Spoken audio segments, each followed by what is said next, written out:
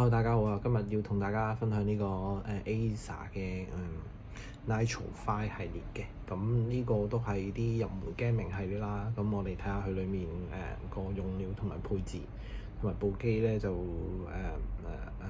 出嗰個 upgrade 可唔可以 upgrade 啦？咁首先啦，都係用啲好簡單工具啦，呢啲拆機神器。咁另外咧就用啲普通十字螺絲批咧，咁就扭開螺絲咁就 OK 㗎啦。咁佢都冇乜啲隱藏位嘅。咁就睇翻佢個底部，佢其實咧都厚身嘅呢部機，咁都散熱都唔錯嘅。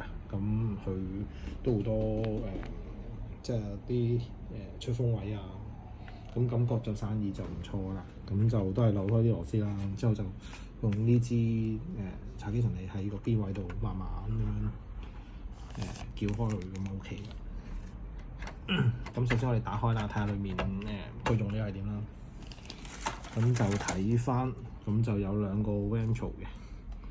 咁就佢本身 default 係16GB，咁就但係咧佢用咗2條8GB。咁如果你想加到32GB嘅話咧，咁就都要換晒2條噶啦。咁另外，咁佢呢度咧有個M2 slot 嘅，咁就呢度本身就512啦，咁但係你可以 keep 翻嘅，因為呢度都有一個 M2 slot 個位，咁就可以加多條 M2，咁就 upgrade 上嚟都比較方便嘅。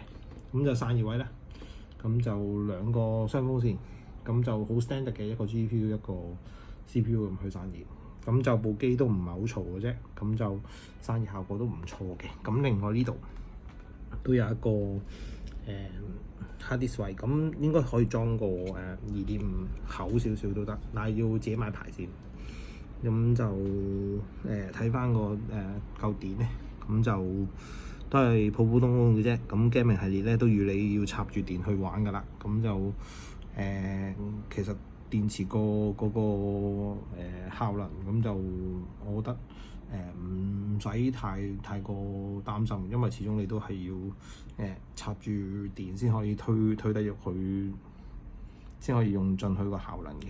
咁就睇翻佢就都多位散熱嘅，咁就你睇翻啲散熱嗰啲位啊，都夠空間嘅，同埋佢都有個厚度喺度，即係都算係厚身少少嘅，咁應該散熱效果都唔錯嘅。